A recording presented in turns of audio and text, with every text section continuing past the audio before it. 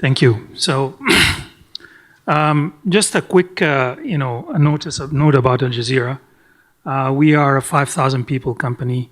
We have digital platforms and TV channels that broadcast and provide news content in about 6 languages. We have 2 TV channels, and everything else is digital, which comes under my group. Why Al Jazeera is interested in this is because we see ourselves as a global news network. We have about 400 people in the US, about 100 people in Latin America, excuse me, about 200 in Europe, and 150 in Africa. So we're spread everywhere. We have one of the most diversified news rooms. We have about 75 nationalities in our newsrooms globally. So Al Jazeera sees, and we have news gathering bureaus in about 80 countries. So we have a significant presence everywhere. And so, things related to fake news and also privacy is very important to us. What I would like to do in the next few minutes really is share with you, my view of kind of the economics of fake news. And I think it just provides a model on how to think about fake news and so we could actually approach it in a more structured way. So if you look at the fake news, at the news industry in general, there is the providers of news like Al Jazeera, the BBC, CNN, and others who have newsrooms. Think of them as production houses of content. Information comes from the real world, from related to current affairs and politics and other genres, and either through the wires or reporters on the ground. And then it's being verified, and newsrooms invest significant amount of money in verifying information and making sure it's accurate, and then present it and send it to consumers. Then you have the consumers on the other end.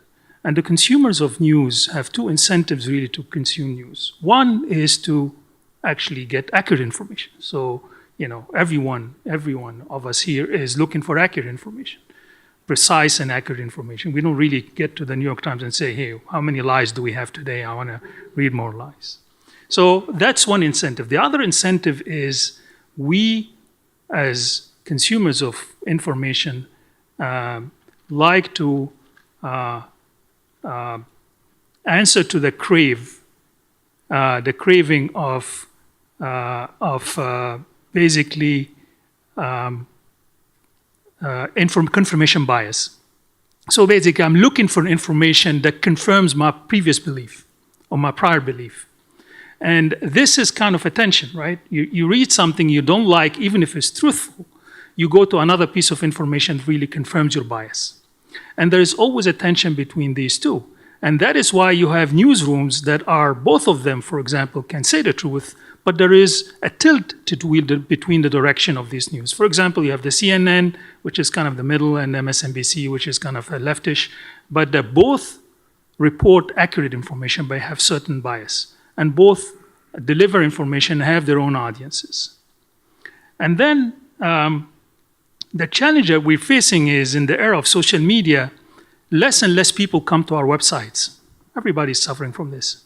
People consume, 62% of US news consumers get their news from social media in the latest Pew Research, right? So what happens now is we have audiences that we have to go to them. We don't wait for them to come to us, or they don't go and buy newspapers, they come to us. That was previously. Now we have to go to them where they are. Once we are there, it's a level playing field, because now we are slaves to the algorithms. We are part of a news feed that people look and consume and kind of scroll through to get information very quickly. And so once you are in this world, actually we've done some research before, once you move to social media, the loyalty to the brand is being reduced, because people don't pay attention to where the news is coming from. They pay attention to the piece of information, who actually forwarded it to them. If there's a lot of shares, they tend to trust information that has a lot of shares. And this is where fake news come in. There was research that was done by a professor in Stanford recently, actually was published this year, that found that fake news sites, 62% of their traffic and news consumption come from 65% comes from social media, which is different in our assets, the properties of Al Jazeera, and I talked to some colleagues in the New York Times. We rely still more on visitors coming to our websites.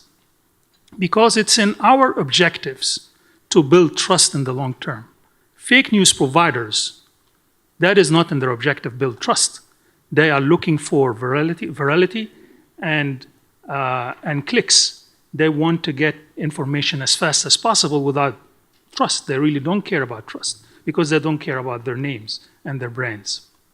So from there, like for example, during the election, there was a news article that was published by a news site similar to The Onion, which is satirical, that the Pope has endorsed Trump. This piece of information has been shared on Facebook over 1 million times.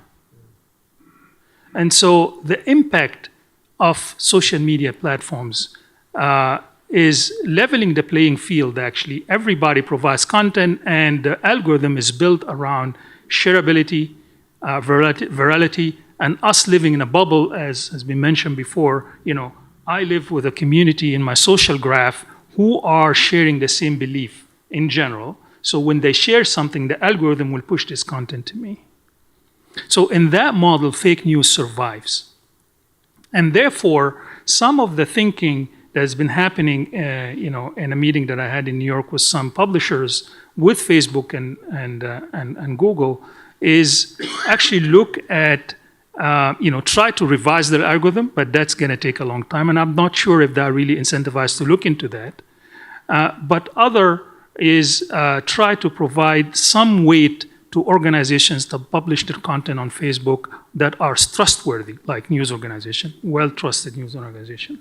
So I think the business model is, with the changing of the social media, we become in a level playing field with fake news, and therefore, I believe that in the future we should sit together. We have been having meetings, but I see that companies like Facebook and Google are looking into, modifying their algorithm, but not looking into like the way advertising have been regulated in the U.S. and in Europe. Political advertising, you have to actually list the source of finance that you get. This has to be done also in the digital world, so we can begin to regulate that part. If we don't do it ourselves, someday the jig will be raised and the regulators will come and they will do it for us. Thank you. Thank you very much.